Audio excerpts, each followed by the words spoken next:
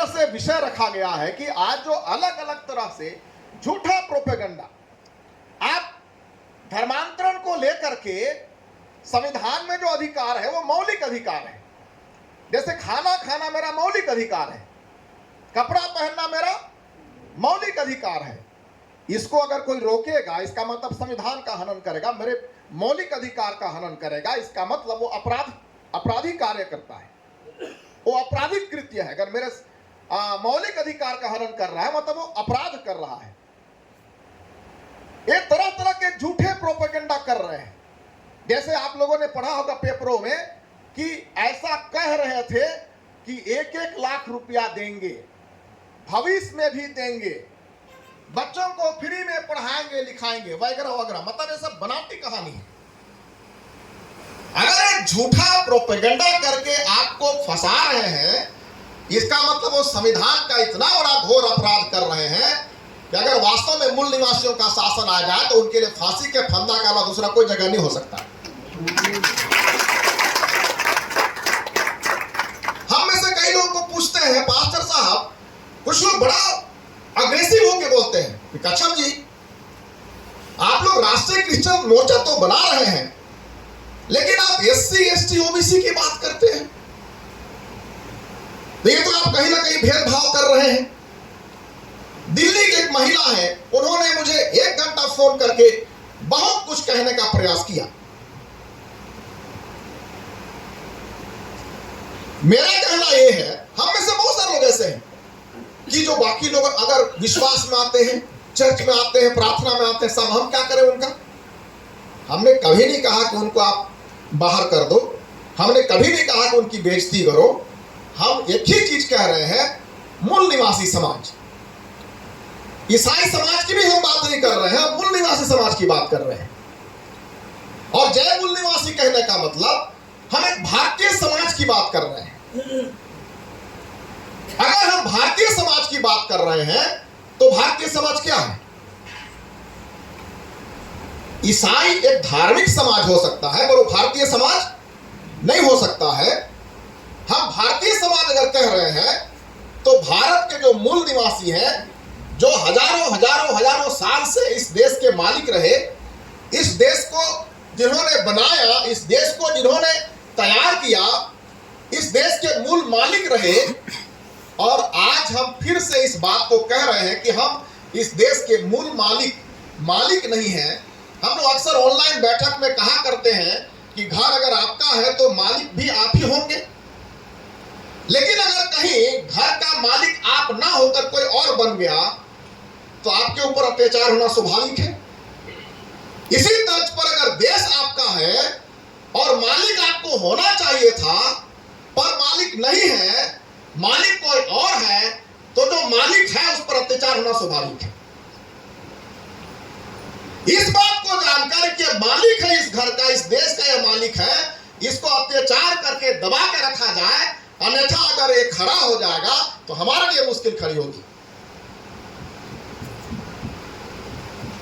आज जो हम मूल निवासी हैं इस देश के, हम में से कई लोग इस बात को समझने को तैयार नहीं होते हैं कि हम भारत के मूल निवासी हैं। तो मैं सवाल कर रहा हूं कि आप विदेशी हैं? फिर अगर मूल निवासी नहीं है तो क्या आप विदेशी हैं? आप दूसरे देश जाने के लिए तैयार हैं? उसकी भी तैयारी की जा रही है। याद रखिएगा, जिस दिन लोग घोषित करने में सफल हो जाएंगे, आपको विदेशी घोषित करने में भी सफल हो जाएंगे, और हो सकता है आपको हाथ पांव बांध करके आपको किसी देश में भेजने के लिए भी वो पीछे नहीं हटेंगे। ये मजाक हम लोग नहीं कर रहे हैं। हम जो अपने समय निकालकर, पैसा खर्च करके, मेहनत करके, रात दिन समय लगा करके जो बातें कर रहे हैं, मजाक वाली बात नहीं कर रहे हैं, हकीकत बात कर रहे हैं। अगर हम नहीं जागे, अगर हमने इनका सामना नहीं किया तो हम विदेशी घोषित होने वाले हैं। बोलने से क्या हो जाएगा? हम संगठित होने को तैयार नहीं है, आवाज उठाने को तैयार नहीं है, तो कौन करेगा? समस्या का समाधान हम सब चाहते हैं, पर समस्या का समाधान करने के लिए सामने नहीं आना चाहते। कौन करेगा? वकील साहब बोल रहे थे कि हमको कई बार ऐसा हुआ, मारपीट मार खाने वाला सामने तैयार नहीं है। 2 दिन सही था, लेकिन जब वो थोड़ा सा ठीक हो गया तो नहीं रहने दीजिए, हो गया इतना ही ठीक है। सामने नहीं आना चाहते। बहुत सारे पास्टर तो ऐसे हैं कि ज्ञापन देने के लिए जाने को तैयार नहीं है, अपना नाम मोबाइल नंबर देने को तैयार नहीं। हम लोग तो देश भर में नाम ले लेकर के मोबाइल लेके दे रहे हैं। किससे डरते हैं? अरे वो प्रचार भी करते हैं परमेश्वर से डरना चाहिए और किसी से नहीं डरना चाहिए। सही बात है कि नहीं है? चर्च में तो हम इतना दहाड़ के बोलते हैं कि हमको किसी से नहीं डरना चाहिए, ना किसी से डर है, लेकिन वही अगर थाने में जाकर के कलेक्टर के पास में एक आवेदन देने की बात कह दिया जाए तो नहीं, मेरा नाम उसमें नहीं आना चाहिए। लेकिन हम दहाड़ के चर्च में शिक्षा देते हैं कि हमको नहीं डरना चाहिए, यहोशू के समान नहीं डरना चाहिए, गिदोन के समान नहीं डरना चाहिए, लेकिन जब सामने आने की बात कही जाती है तो नहीं, मेरा नाम नहीं आना चाहिए।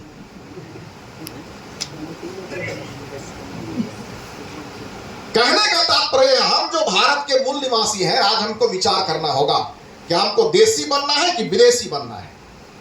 अगर देशी बनना है तो हमको स्वयं खड़ा होकर के बनना पड़ेगा, अगर विदेशी बनना है तो चुपचाप रह जाइए, विदेशी बन जाएंगे। आज नहीं तो कल हम बन जाएंगे। जैसे वकील साहब ने कहा, पहले कसाई बाद में ईसाई। इसका मतलब समझे, 75 साल की आजादी में 60 से 70 साल तक इन्होंने कसाई अर्थात मुसलमानों को टारगेट किया। इनको इतना जलील किया, इतना जलील किया, इतना जलील किया, इतने लोगों को जेल में डाला, इतने लोगों को जेल में डाला। वो खुद बुर्के पहन के, खुद टोपी पहन के, नाम बदल के बहुत बार पकड़े गए। सुअर का मीट कहीं डाल रहे हैं तो कहीं गाय का मीट कहीं डाल रहे हैं और लड़ाई करवा रहे हैं। अब आप कुछ साल से देख रहे हैं कि ईसाइयों का नंबर आया।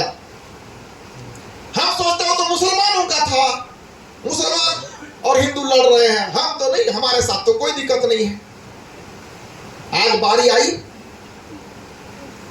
कुछ समय पहले बड़े बड़े संस्था वाले बोलते थे कि नहीं, वो तो छोटे छोटे लोग हैं, वो तो ऐसे ही आ गए हैं, उनके पास न तो पास्टर का लाइसेंस है, न पास्टर का सर्टिफिकेट है, वो जाने। कई बार लिखित रूप में बहुत जगह जारी किया गया कि उस घटना से हमारे संस्था का कोई लेना देना नहीं है, ऐसे हरकत भी किया गया हमारे लोगों के द्वारा। लेकिन जब आज उनकी भी बारी आई तब समझ में आ रहा है, नहीं, आज तो हमारे साथ भी ऐसा हो रहा है। बारी सबकी आएगी, बारी बारी से आएगी।